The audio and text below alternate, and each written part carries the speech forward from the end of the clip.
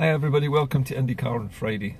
My name's Gordon Ross. Today I'm on the far outskirts of the West End of Glasgow, and today I wanted to speak to you about David Mundell's comments yesterday.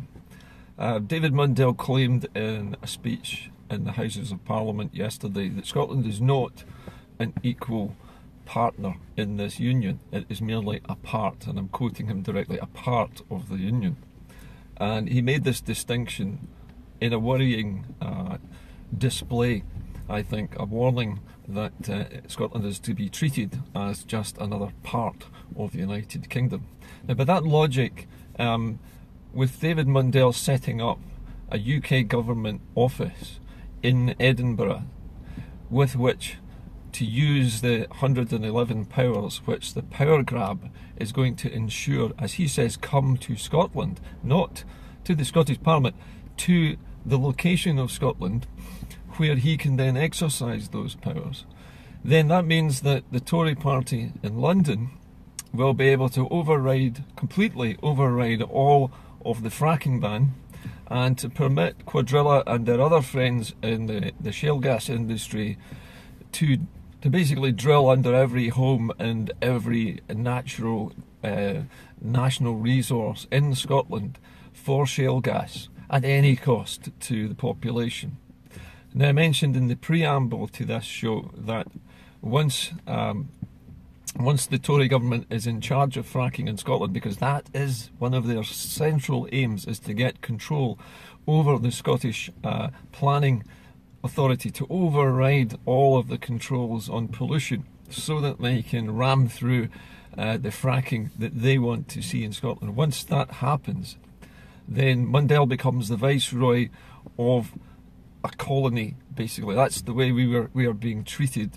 We are going to be plundered, and our laws and our restrictions on that fracking activity are going to be swept aside by a different country, by another country's viceroy coming into Scotland to sweep those powers away. Now, many of you out there who voted no last time did so because you thought you would be safe in the UK. You thought that that was the safer option. Now, that's fair enough. Many people were worried that it was a bit of a leap of faith to go off in independence just after a major banking crisis a few years earlier, when everybody was still struggling to... Sorry about pausing the broadcast there, I just got interrupted by somebody trying to call me. Anyway, what I was saying was that we are going to be subjected to fracking, because that's the main aim of Mundell setting up his office. But by his logic, if we are just one part of the UK, then England is one part of the UK. So maybe the Scottish government should set up an office in London as the Scottish government in the UK, in England. And we'll start interfering in what they're doing down there, because if we're not an equal part of the union, then we're not in a union. We're not a country in a union. We are being exploited, we've been overrun, we've been conquered, we've been ripped off by a country next door. That's the situation. Mundell is describing us now as a part of something. We're not even a country to him, he doesn't care. And he has set up his own office in Edinburgh and filled it with people that he knows will be loyal to the Tories, who will set up a parallel civil service in Scotland. A cuckoo in the nest, if you like. Scotland runs its own affairs. If Mundell's power grab with the Tories is successful, then fracking will happen throughout central Scotland. And if it happens throughout central Scotland, property prices will plunge in middle-class affluent areas. Nobody will be safe.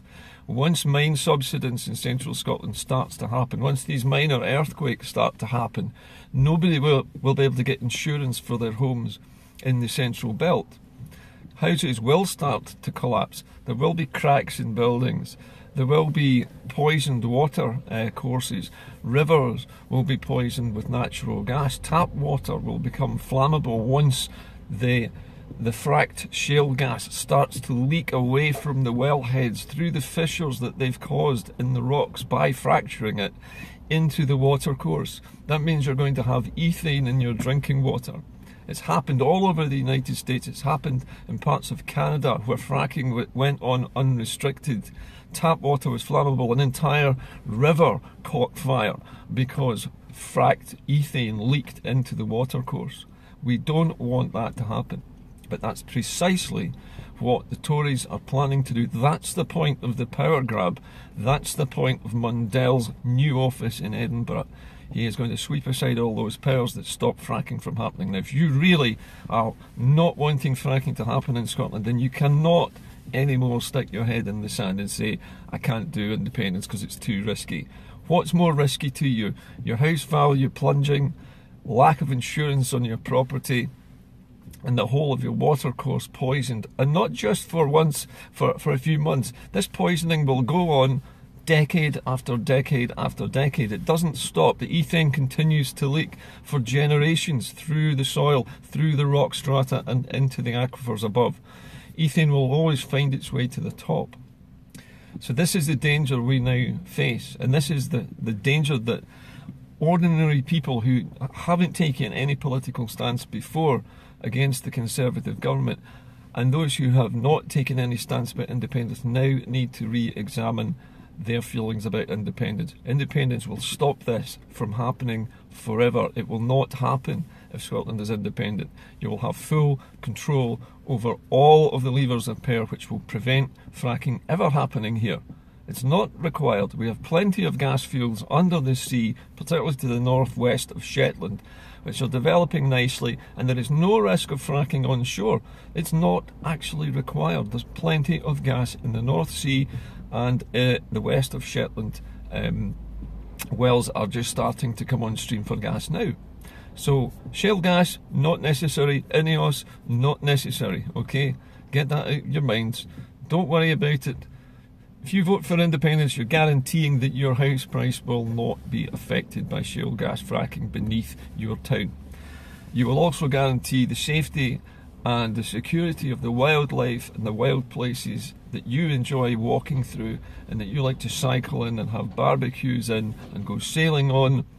Those will be protected as well, but only if we leave the UK. We cannot stay in it any longer. After next year, it will be too late for you and your house prices and your house values.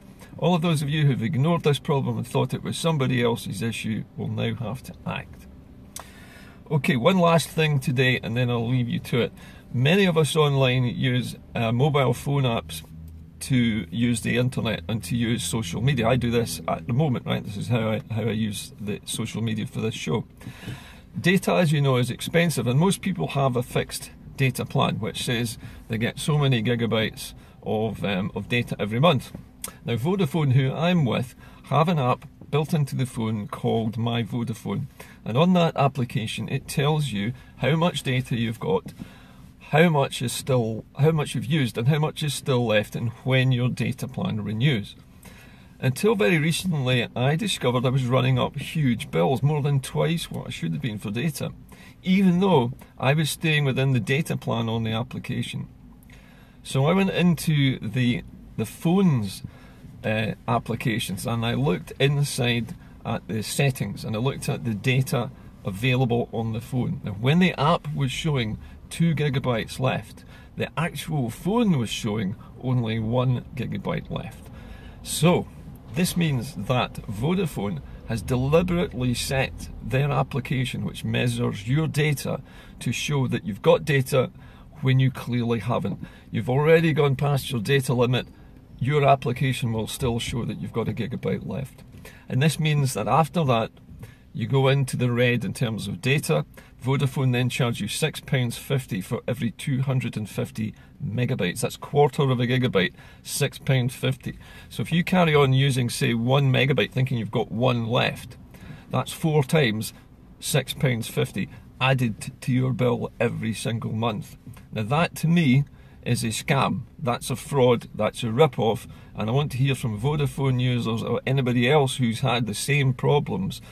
Let me know, because I think it's time we took some action against Vodafone. This is clearly a fraud.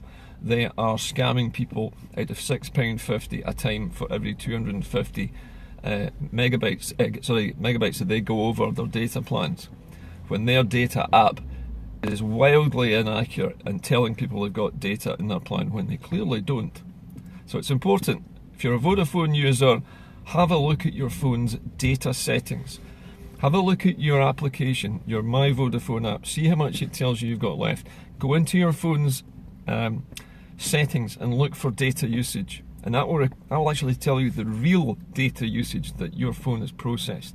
See if there's a difference. I'll bet you any money that the Vodafone app shows that you've got more data left than you really do. Anyway, let me know how you go with that one. But remember, 2 things today. Vodafone users, beware of being ripped off, okay?